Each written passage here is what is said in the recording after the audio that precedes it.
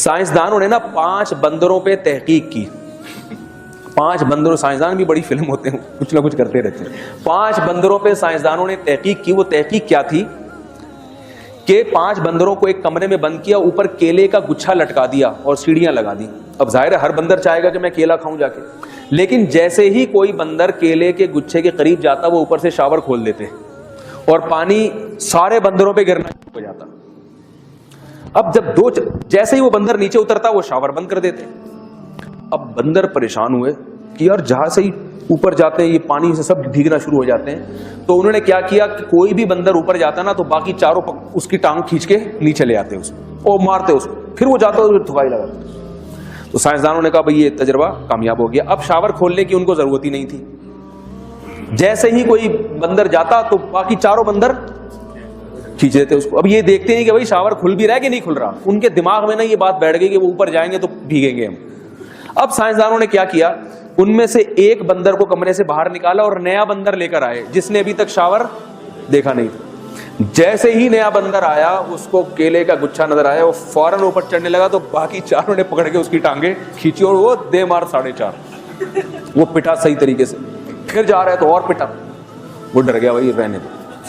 اب کیا ہوا, اسی طرح ایک ایک بندر کو نکالتے رہے اور نیا بندر لاتے رہے. 4 بندر نئے آ گئے اور ایک کیا ہو گیا, پرانا رہ گیا.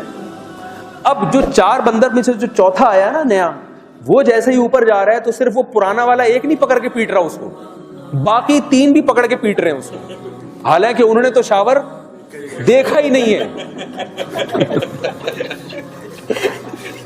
اب انہوں نے کیا کیا کہ جو آخری بندر رہ گیا تھا نا جس نے شاور دیکھا تھا اس کو بھی نکال دیا اور پانچواں ایک بندر لا کے رکھ دیا. 5 نئے ہیں لیکن ان میں کوئی بھی کسی کو اوپر جانے نہیں دیا.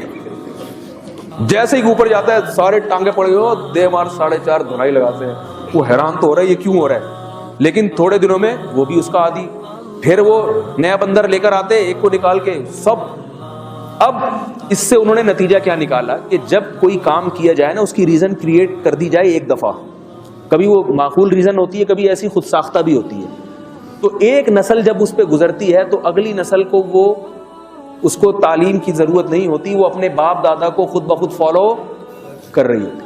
ہمارے دماغوں میں یہ خناس بھر دیا گیا ہے کہ جلدی شادی نقصان دہ ہے. اب آپ اس کے خلاف جتنے مرضی دلائل دیں, لوگ کہیں گے بھائی اگر یہ فائدے مند ہوتی تو ہمارے معاشرے میں اس کا رواج کیوں نہیں ہوتا.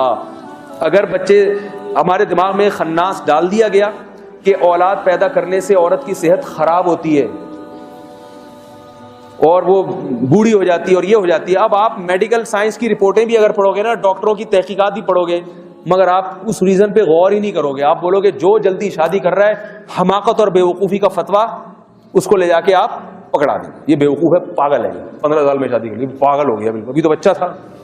اب ہم بتا رہے ہیں بچہ نہیں ہے بھائی, ٹھیک ہے بچہ نہیں رہا یہ, نہیں بچہ ہے.